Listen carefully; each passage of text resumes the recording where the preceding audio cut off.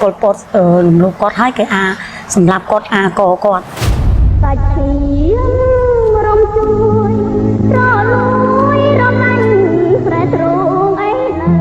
lời hai pa nhóm lưu ta cái ao vô chọp một bậc kỳ muối các bạn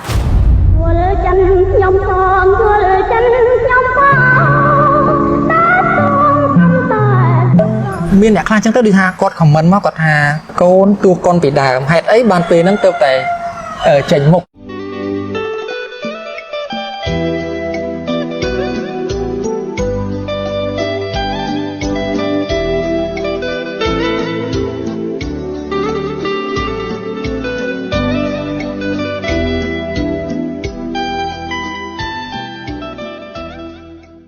បាទជួយសួរបងប្រុសបាទថ្ងៃនេះមានកិត្តិយសមែនតើបានមកកន្លែងបងស្រីនិងបងប្រុសហើយថ្ងៃនេះខ្ញុំចង់ឲ្យបងស្រីណែនាំខ្លួនឯងហ្មងទៅថាបងស្រីគឺជាអ្នកណាហើយបងប្រុសជាអ្នកណាដែរដើម្បីឲ្យមហាជនក៏បានដឹងបាទសូមអញ្ជើញបងស្រីចាជំរាបសួរដែរខ្ញុំឈ្មោះបច្ចិតវិជ្ជរាបុផារាំងសីចាជាកូនរបស់ម្ដាយខ្ញុំទឹកវិជ្ជរារានីនិងប៉ាខ្ញុំពេជ្រលឿន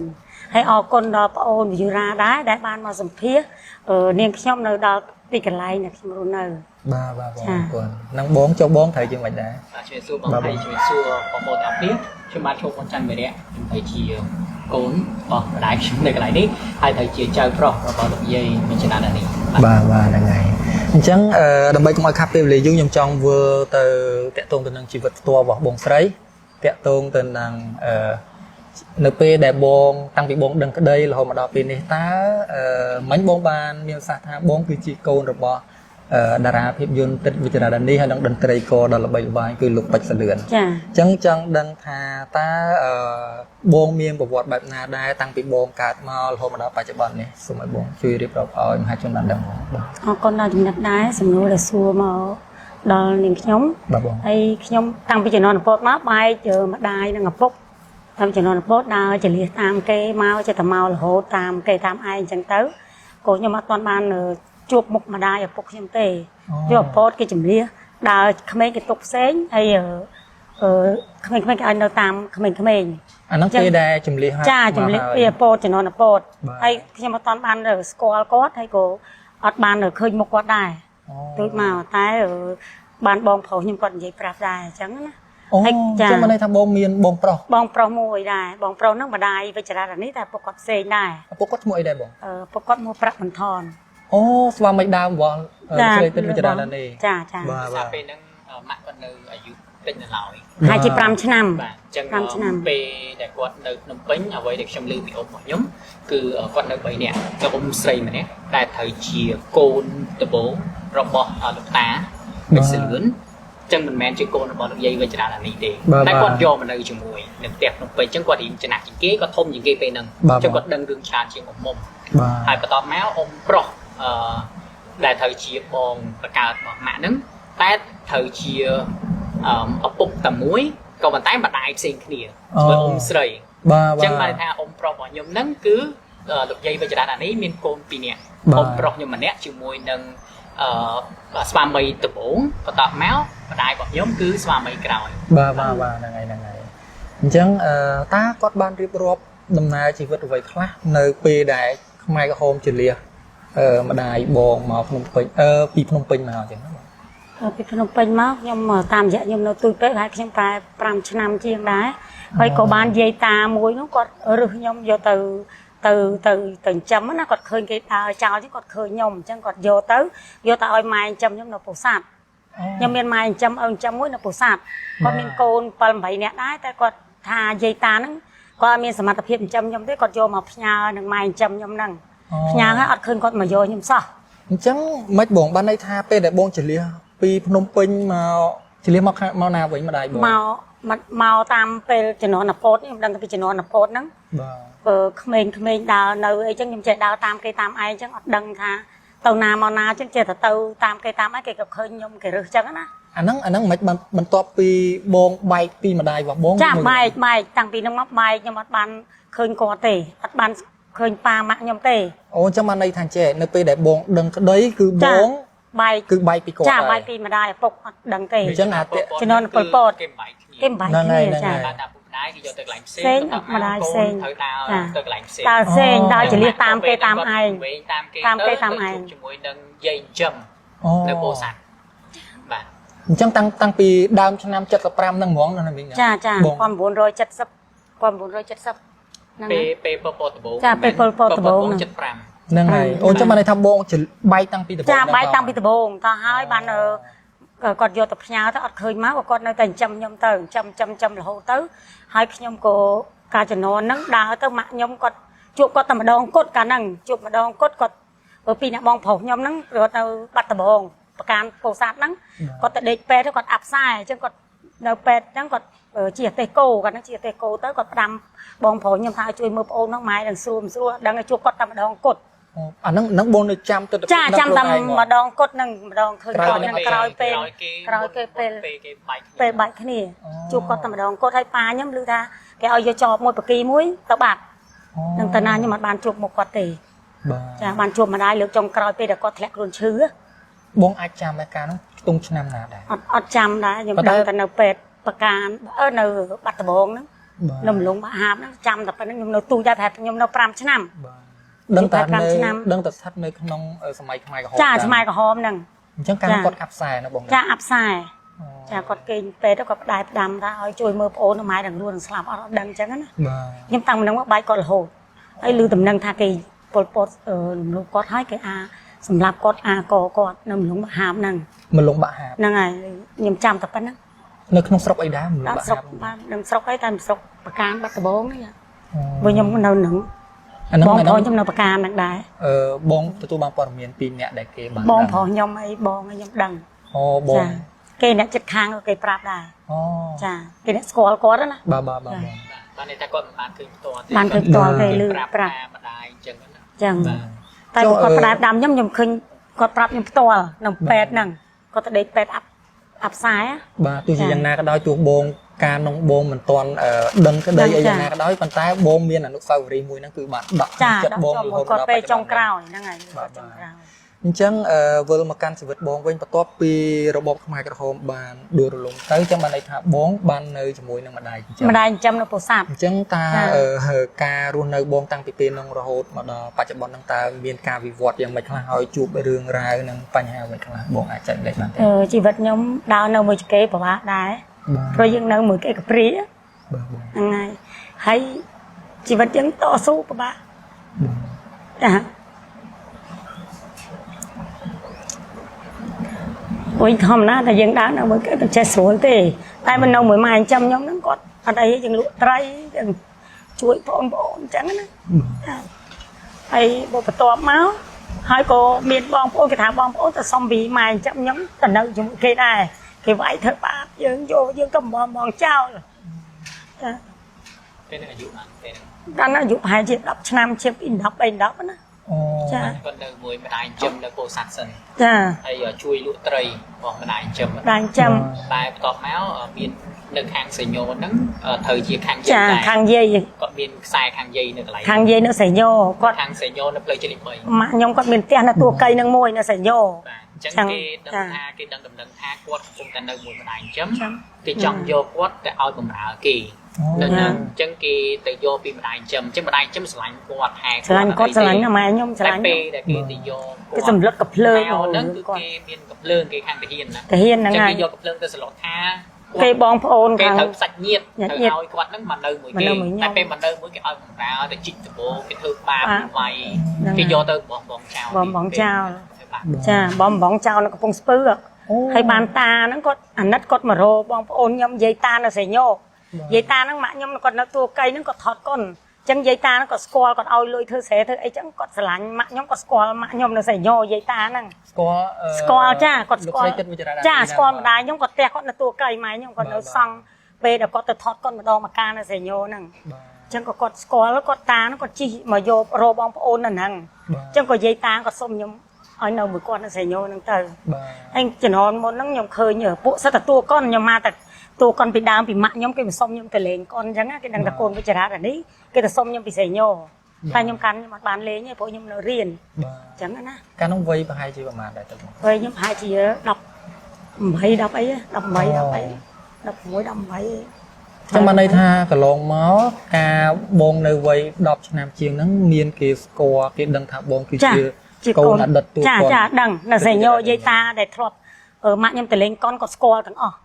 chả cái thọt hai bông thọt cái tại bông thọt chả hay có nhâm miên cây chọc tu sản ở đấy đài cái từ phía nhâm chọc tu sản ở đấy nhâm đó ngay rụp pa nhâm có từ tuôn vòn đâu có tê kê nắng miên hụt thọt ai ta cây mà xông tới cái vô bạt từ cái từ phía nhâm đâu mà đó đài xa phê để quát nơi đập bởi chỉ làm mấy chiếng một quát sự đi dây khăn để xa phê chẳng hoàn được dây thọt con gặp tung nơi khmer này chẳng là nơi bạn nhâm nhìn chẳng chiêng tại cà pi mà nơi dụ một hay năm chiêng 30 năm chiêng cứ một sự đi khăn là ông phó nhóm cặp từ khang gặp phục chẳng chiêng sẽ cặp từ khang nhiều thì tới xong bây ta phải cho bón tu bông sợi dụ hiện tra ta mưa tùng độ một bón của đăng thà phần điền tích tới khang ngọc phúc tích một khang một đài và là ngày cho top rồi máu ta đầm này chỉ vượt qua bông vì vượt dân nào đại tờ bông đa máu trong mở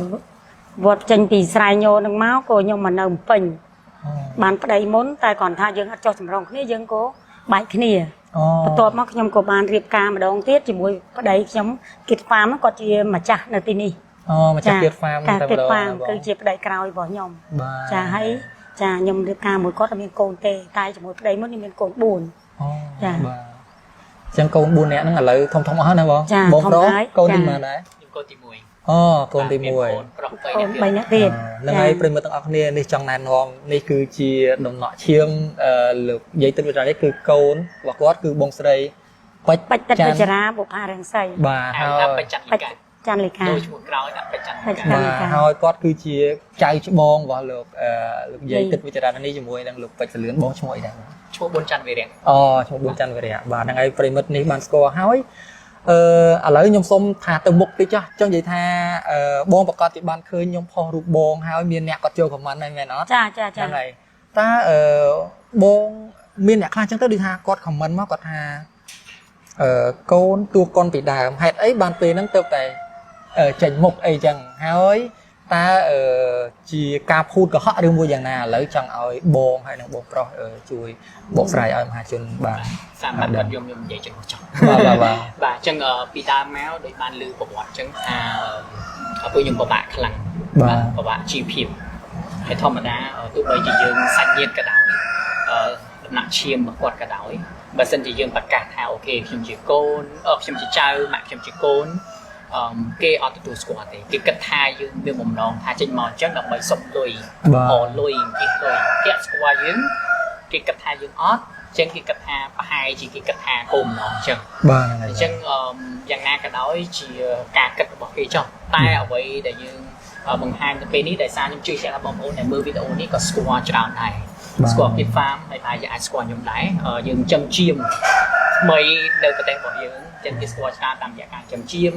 ตามอย่างการจำชูอักษรเนี่ยโดยจำชูเลยวิสมาให้กล่าวนี้คือบางการเซตเตชกิดฟังบางเปิดค่ายเดี๋ยวบางนี่ในแนวบันเลงเชียงเปิดเมืองเนี่ยให้พิสกัวยังชาเหมือนแต่จังเบอร์สันจียังใหญ่ให้ถักการบอกยังก็ยังสบายจัดตามอย่างยังทิพการมักก็ทิพการกระดอยช่วยหนึ่งตาบอกยังชีพเพียบบอกยังคือเทียบางยังมีทุกรอนยังมันเถอะการแต่สมไอ้เนี่ยนาจำบัดไอ้เนี่ยนาช่วยยังเตะจังก็ยังกระทานี่คือชีพเพียบเป็นเรื่องอ่อนได้ของการยังอาจปรับไปเก็บบัตรหนึ่งด้วยเกี่ยวกับสลายใหญ่ขลังเรื่องการเงี้ยแต่กดมาคอมซื้อเอาก็ยังจังไอ้พวกวัดบัตรหนึ่งทาเดินเมียนโกนเดินเมียนเจ้าบอกวัดเดินเมียนจังหวัดลาวจังเรื่องนี้คือจินตนาการอ๋อจึงเก่งในการในปรับในซามูลแฮดยังชื่อจะทักกิสกอยังจราหามันแมนจังกับใบตาไม่ยันทุกทีเท่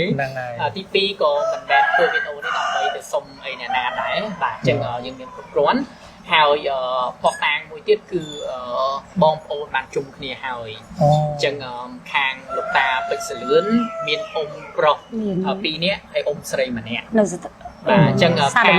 ខាងលោកនិយាយចេះតាមត្រូវខាងតាដែលសារគាត់មានភរិយាអត់ដឹងប៉ុន្មាននេះទេតែតាមសាច់ឈាមដែលនៅសល់គឺភរិយា3នាក់ភរិយា2នាក់មុនគឺអ៊ំស្រីខ្ញុំអ៊ំមុំហើយនឹងអ៊ំមួយទៀតគឺអ៊ំណាគាត់មានឪពុក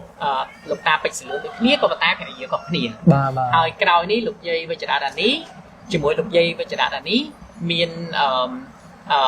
កូនស្រីតែម្នាក់ទេក៏ប៉ុន្តែលោកយាយវិជ្ជរានេះមានស្វាមីពីមុនមកមានកូនប្រុសម្នាក់ទៀតអញ្ចឹងបានន័យថាម៉ាក់ខ្ញុំម្នាក់ខាងឪពុកមានបងប្អូនប្រុសមួយស្រីមួយទៀតហើយតើខាងម្ដាយមានបងប្រុសម្នាក់ទៀតអញ្ចឹងបងប្អូនបានជុំគ្នាហើយក៏ស្គាល់គ្នាដែរបាទហើយខ្ញុំយល់ថាម៉ាក់ខ្ញុំគាត់នៅរៀងក្មេងជាងគេនៅជំនាន់ប៉ុលពតអញ្ចឹងគាត់ពិបាកក្នុងការចាំជាងដោយសារគាត់នៅតូចពេក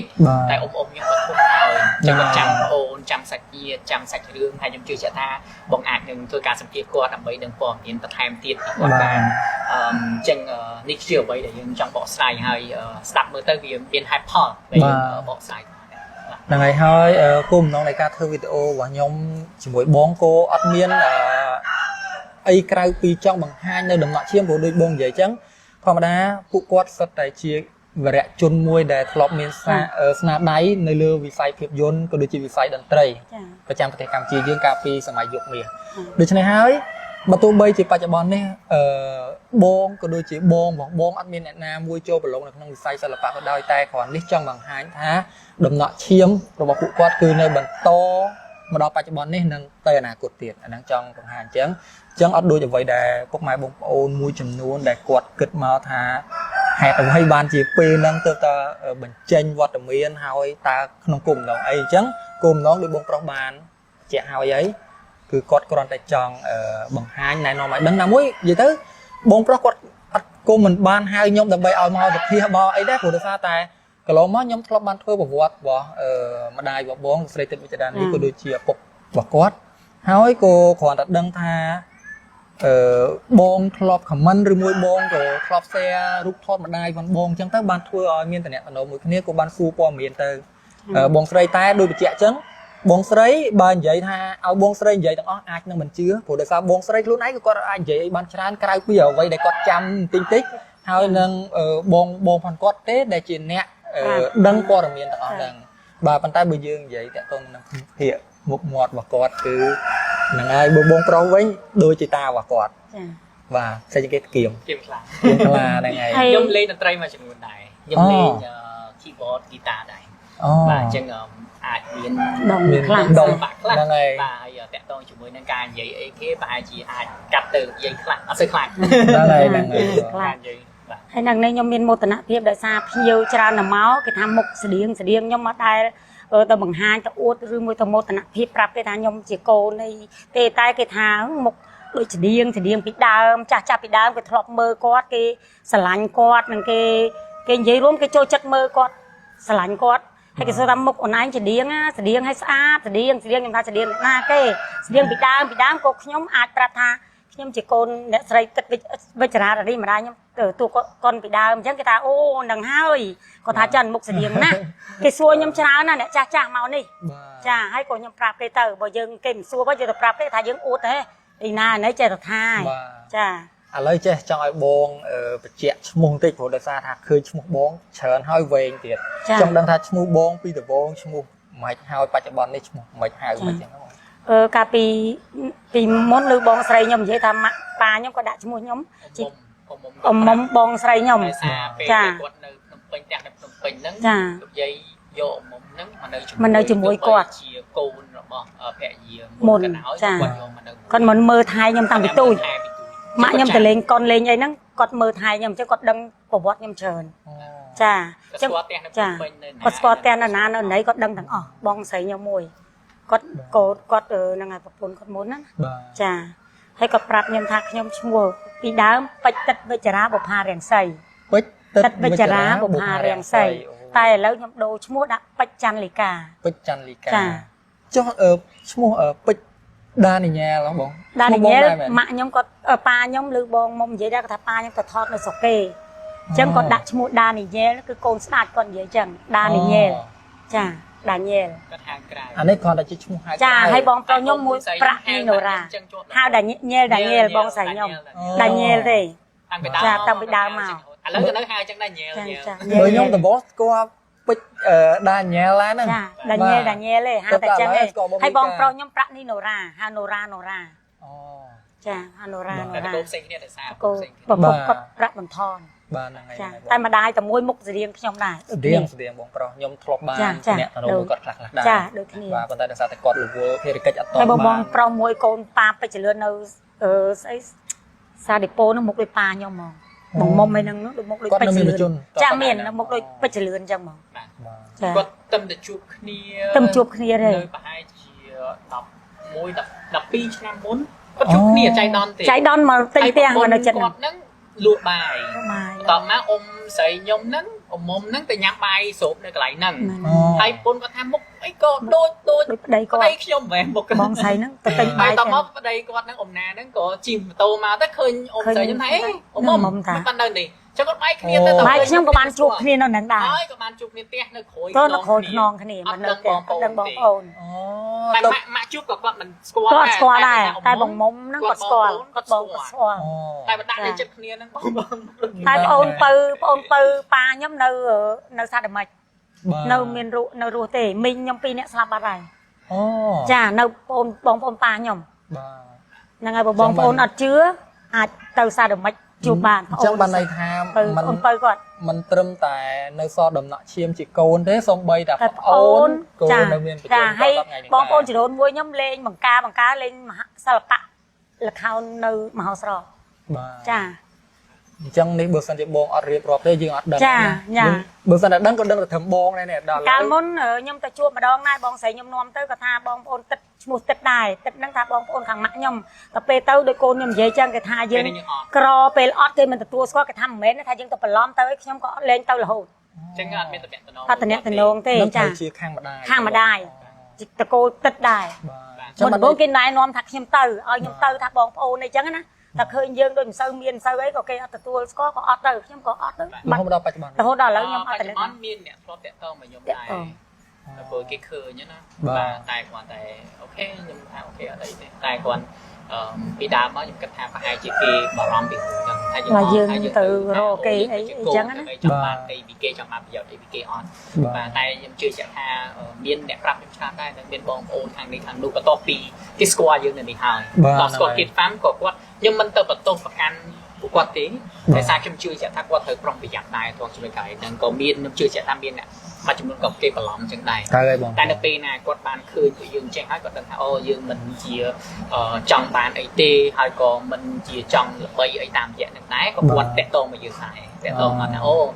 ក្មួយដឹងឯងមានអ្នកអាមេរិកអ៊ំអ្នកអាមេរិកម្នាក់ក៏តាក់ទងមកថាមានដឹងឯងនៅសល់ខាងនៃសាច់ញាតិខាងនេះអញ្ចឹងទៅតែដោយសារអ្នកខ្លះគាត់នៅអាមេរិកក៏ពិបាកតាក់ទងគ្នា ហ្នឹងហើយត្រូវ តែចិត្តស្និទ្ធជាងគេមានតែជាមួយនឹងអ៊ំរបស់អ៊ំស្រីនឹងចិត្តស្និទ្ធជាងគេដែលយើងតាក់ទង ហើយខ្ញុំក៏គេសុំថតដែរកាលខ្ញុំនៅនេះគេសុំថតច្រើនដែរតែគ្រាន់ថាខ្ញុំនៅរៀនកាលនៅស្រីញូនគេមកសិតតារាគេមកសុំខ្ញុំទៅថត3តំណាងពីគាត់ដែរអញ្ចឹងតែគ្រាន់ថាខ្ញុំនៅជាប់រៀនខ្ញុំអត់បានលេងបានក្រុមហ៊ុនផលិតផលផលិតកម្មគេហ្នឹងឲ្យគេបលេងបានអញ្ចឹងក៏ចាប់ដើមរៀបចំជាកសិទេសចរទៅបាទអញ្ចឹងក៏បើកសិទេសចរថ្ងៃសៅរ៍ថ្ងៃអាទិត្យថ្ងៃបុណ្យឲ្យគេមកលេងនៅកន្លែងនេះទៅបាទអញ្ចឹងគេស្គាល់ច្រើន តាំងពីបើកនោះបានរយៈពេលប្រហែល តាំងពីបើកមកដូចជារយៈពេល7ខែតែដោយសារតែយើងបើកថ្ងៃសៅរ៍ថ្ងៃអាទិត្យហើយថ្ងៃបុណ្យយើងទទួលភ្ញៀវតិចជាងតែតិចហ្នឹងក៏បានគ្រឿង70000នាក់ដែរហើយជួយច្រើនភ្ញៀវដែលគាត់មកលេងហ្នឹងបានរួមចំណែកខែបុគ្គលិកយើងមានបុគ្គលិកនេះប្រហែលជា40ទៅ50នាក់ហើយការចំណាយ maintenance ការជួសជុលទូទៅធម្មតាពេលគេមកប្រើវាខូចខាតទៅអញ្ចឹងយើងជួសជុលថែទាំហើយក៏នៅសល់មួយចំនួនទៀតដើម្បីយើងសាងសង់បន្ថែមទៀតដែរដោយសារយើងបានដាក់ទុនធ្វើហើយលុយដែលលក់សវត្ថហ្នឹងมันបានយកលុយហ្នឹងមកចូលដើមទុនយើងវិញទេមិនចង់បានដើមទុននឹងវិញទេចាប់ទុកថាយើងបានបន្សល់មរតកតែចរមរតកកសិកម្មទុកនៅកន្លែងនេះចុះតែមិនចេញលុយថែមទៀតយើងសប្បាយចិត្តដល់ពីដើមមកមួយខែច្រើនម៉ឺនចំណាយអញ្ចឹងឥឡូវនេះមិនត្រឹមតែរួចការចំណាយទេនៅសល់មួយចំនួនសាងសង់ទៀតតែយ៉ាងណាក៏យើងនៅតែដាក់លុយមួយចំនួនដើម្បីធ្វើបានស្អាតបើចង់ឃើញបងប្អូនគាត់បានដើរលេងក្នុងស្រុកជួយច្រើនមិនត្រឹមតែជួយសេដ្ឋកិច្ចក្នុងស្រុកទេបានជួយផ្ដល់ជីវខែដល់បងប្អូននៅតាមតំបន់នេះផងដែរបាទហ្នឹងហើយបងអញ្ចឹងដោយបងប្អូនបានឃើញហើយបានដឹងហើយពីបច្ចុប្បន្នភាពក៏ដូចជាការពីអតីតកាលជីវិតកូនស្រីរបស់អតីតតារាសម្ដែងទឹកវិចារាដានីហើយនឹងលោកពេជ្រសាលឿនហើយឥឡូវនេះគឺគាត់រស់នៅខេត្តកំពង់ឆ្នាំងហើយឥឡូវនេះបងអាយុប៉ុន្មានហើយបងអាយុ55អាយុ55ហើយណាបងអ năng ngày មានចៅ មិនក្មេងទេមានចៅពីរហើយ ខ្ញុំមានកូនពីរនាក់ចឹងចៅពីរ ចៅពី និ រ យាយទៅឃើញគាត់ក្រៅស្មានតែគាត់30ជាង40ជាងតើបងប្អូនតែតាមគាត់អត់ទេណា ជាងហើយ 50ជាងហើយណាចិត្ត60ហើយនេះ ចា បងប្អូនតែដោយសារតែបើយើងនិយាយទៅម្ដាយផនគាត់ក៏ជាតួកូនដែលមានរូបសម្រស់ស្រស់ស្អាតតូចល្អិតហើយដល់ពេលគាត់ក៏ដូចរក្សាបើនិយាយថាសិល្បៈអត់បានទៅជាមួយតែសម្រស់សម្រស់បានថែដូចម្ដាយផនបងបាទហ្នឹងហើយបងអញ្ចឹងអរគុណបងខ្លាំងមែនទែនដល់បងប្រុសដែលបានផ្ដល់កិត្តិយសឲ្យខ្ញុំហើយក៏ដូចជាមហាជនបានដឹងក៏ដោយសារតែកាពិតទៅមានអ្នកទទួលចង់ដឹងចង់ឃើញវត្តមានបងជាយូរមកហើយប៉ុន្តែដោយសារតែបងរវល់ បាទដោយសារតែបងរវល់ទៅតែថ្ងៃនេះបងឆ្លៀតពេលដល់មានញឹកមែនតើដើម្បីផ្ដល់កិច្ចសម្ភាសឲ្យខាងខ្ញុំអញ្ចឹងក៏អរគុណបងហើយជូនពរបងមានសុខភាពល្អជីវវែងសម្រាប់ការរក្សាបងប្រុសក៏ដូចគ្នាដែរអរគុណច្រើន បងក៏ចង់អរគុណបងអូនដែរដែលតែងតែកោកកាយពីចំនួនដើមឲ្យក្មេងឥឡូវគេបានស្គាល់ពីប្រវត្តិអ្នកសិល្បៈពីដើម បាទ ហ្នឹងហើយកុំឲ្យកប់បាត់យូរឥឡូវអូនជួយមកដើម្បីឲ្យគាត់ព្រោះគាត់មានឈ្មោះបោះសម្លេងល្បីដែរ បាទចឹងទៅគាត់ល្បីតាំងពីចំណុចដើមដល់ពេល ហើយខ្ញុំក៏អរគុណដល់ចាស់ចាស់ពីដើមណាដែលចូលចិត្តមើលរឿងម្ដាយខ្ញុំអរគុណច្រើនដែលគាត់តែងតែឃើញវិចារៈអានេះគាត់សប្បាយចិត្តដោយសារគាត់ធ្លាប់មើលគាត់មិនប្រមាថគាត់ប្រកែសម្ដែងប្រសពហើយអរគុណច្រើនសម្រាប់បងអូនដែរបានតែងតែមកសម្ភារបងមកលេងបង បាទបង ចាអ មករ លេង គុណ មកពីរដង ពេលវេលាហ្នឹងដែលមានតម្លៃមកជួបបង បាទបាទបង ចាអរគុណច្រើនហ្នឹងហើយ បាទចឹងបង ហើយក៏អរគុណបងប្អូនទាំងអស់គ្នាដែរបើចង់ជួបនាងខ្ញុំកូនវិចារៈអានេះអាចមកគិតហ្វាងនិងអាចជួបកូនគាត់ហើយ បញ្ជាក់ផងមកថ្ងៃណាក៏លងមកចាំថ្ងៃអត់ឡើយ មកចំថ្ងៃសៅរ៍ថ្ងៃអាទិត្យហើយនិងថ្ងៃបុណ្យព្រោះមកហួរថ្ងៃហ្នឹងអត់បានជួបទេ បាទ ចា បង បាទហើយក៏អរគុណបងហើយក្រុមការងារទាំងអស់ បាទ ឃើញថា ក្នុងការងារ ឆ្លៀតមែនតើបងពីខាងផ្សេងៗគ្នាតែសិតតែស្រឡាញ់ស្រឡាញ់កិច្ចការងារនឹងហើយខ្ញុំសប្បាយចិត្តចំពោះកិច្ចការងាររបស់បងហើយនឹងបងប្អូនដែរដែលគាត់ស្រឡាញ់តាមដានវិស័យមួយនេះខ្ញុំជឿជាក់ថានេះជាមរតកសំខាន់មែនតើ បាទហ្នឹងហើយ ហើយក៏អរគុណបងប្អូនដែរស្រឡាញ់លោកយាយកិច្ចការងាររបស់លោកយាយដែរហើយក៏ខ្ញុំមានបងប្អូនមួយចំនួនគាត់ធ្លាប់តាក់ទងមកគាត់ថាមានរូបលោកយាយអ្នកខ្លះមានចេះចោះអញ្ចឹងទៅអញ្ចឹងខ្ញុំកំពុងតែរៀបចំគិតថារៀបចំមកកន្លែងទៀតហ្វាមដែរដើម្បីជាការចងចាំអំពីកិច្ចការដែលលោកយាយគាត់បានធ្វើអញ្ចឹងបើសិនជាបងប្អូនមានរូបថតមានអ្វីដែលតាក់ទងជាមួយលោកយាយអាចនឹងតាក់ទងមក Kid Farm បាន page របស់ Kid Farm ខ្ញុំនឹងប្រមូលទាំងអស់ហ្នឹងដើម្បីយកមកដាក់តាំងអញ្ចឹងបើសិនជាភ្ញៀវមកលេងក៏អាចមើលឃើញពីកម្រងអនុស្សាវរីយ៍ផ្សេងៗទៀតដើម្បីយើងឃើញបង្ហាញអញ្ចឹងហើយក៏នឹងបង្ហាញ link វីដេអូផ្សេងៗទៅដែរមាន QR code link វីដេអូការសម្ភាសន៍នេះឬមួយក៏ឯកសារមួយចំនួនដែលបងបាន post នៅក្នុង page របស់បង បាទបាទបងអញ្ចឹងនីតិនៃកិច្ចសភារបស់យើងជាមួយនឹងបងស្រីក៏បានដល់ទីបញ្ចប់អរគុណប្រិយមិត្តដែលបានតាមដានវីដេអូមួយនេះតាំងពីដើមរហូតមកដល់ចប់ខ្ញុំបាទហៀងជំនិតសូមអរគុណសូមជម្រាបលា អរគុណច្រើន បាទ